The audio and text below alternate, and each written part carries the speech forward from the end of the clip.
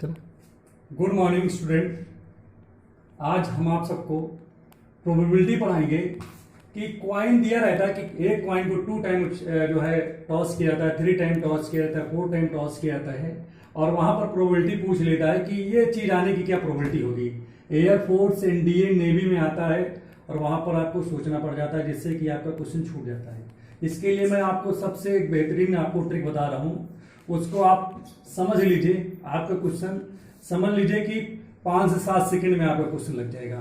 जैसे coin 2 time फेंका गया या 3 बार फेंका गया या 4 टाइम्स फेंका गया तो क्या करेंगे। जैसे क्वाइन फेंका जाए तो ट्रिक याद रखिए, आप कुछ नहीं करोगे। आप यहां पर देखिए, अगर क्वाइन को 2 टाइम फेंकेंगे, क्योंकि क्वाइन में हेड होता है या ये होता है टेल, तो यहां पर जैसे क्वाइन 2 टाइम फेंका गया तो 2 की पावर 2 अर्थात यहां टोटल आप 4 लिखोगे। 3 टाइम फेंका गया 2 की पावर 3 लिखोगे, कितना हो जाएगा, ये आपका 8 आ जाएगा। अगर क्वाइन को 4 टाइम फेंका जाएगा 2 की पावर 4 लिखोगे अर्थात यहां पर 16 आएगा। अब आप सोच रहे होंगे कि 2 पे ही क्यों लगा रहे हैं। इसलिए लगा रहे हैं क्योंकि क्वाइन पे हेड और टेल 2 ही पहलू होते हैं, इसके अलावा तीसरा होता नहीं है, इसलिए यहां पर हमने 2 लिखा है। इन्हीं 2 पहलू को वजह से भाई या तो हेड आएगा या तो टेल आएगा। यहां पर 2 आउटकम है क्वाइन के, इसलिए यहां पर 2 लिखा जाएगा।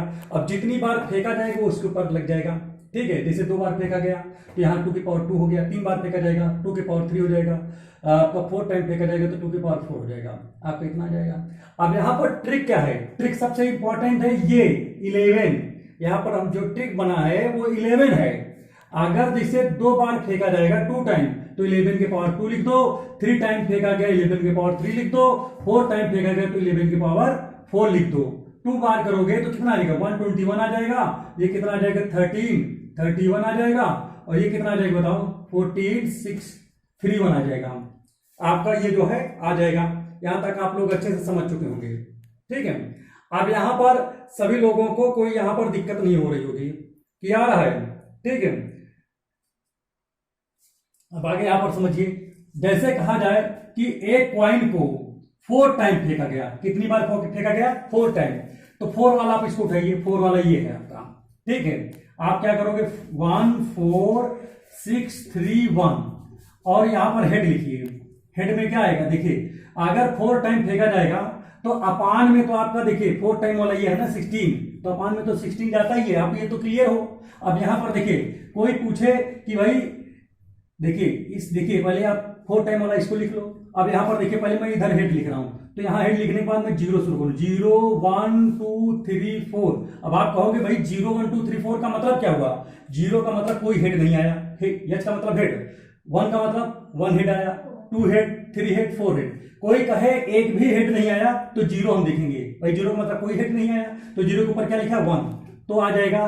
कोई हेड ना आने की प्रोबेबिलिटी क्या होगी, 1/16 हो जाएगा।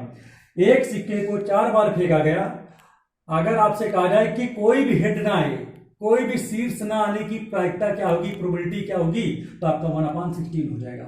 अगर आपसे कोई पूछे कि 1 हेड आने की प्रोबेबिलिटी क्या होगी, तो 1 के ऊपर 4 लिखा है तो आप क्या लिखोगे, 4/16 काट दोगे, 4 1 जा 4 4 4 जा 16, 1/4 हो जाएगा, ठीक है।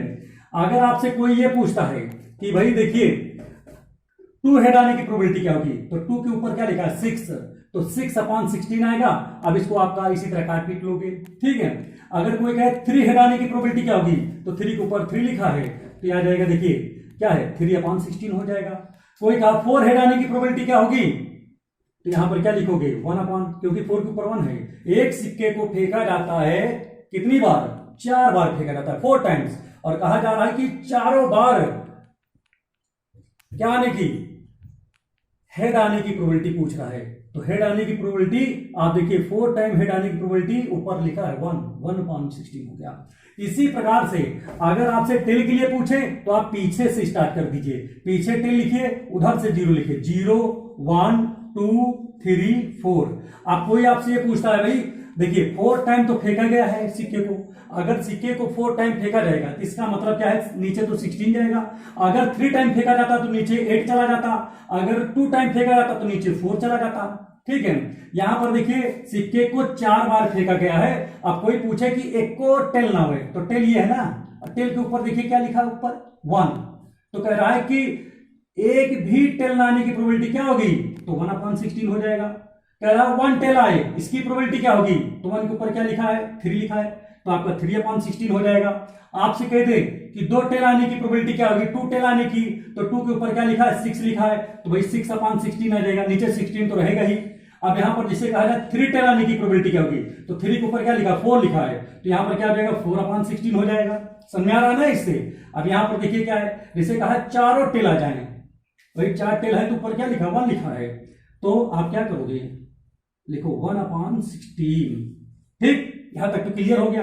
अब कुछ लोग ये कह रहे हैं, ठीक है, यहां पर ये कहा जा रहा है कि चलिए ठीक है, कम से कम 1 टेल आने की प्रोबेबिलिटी बताइए।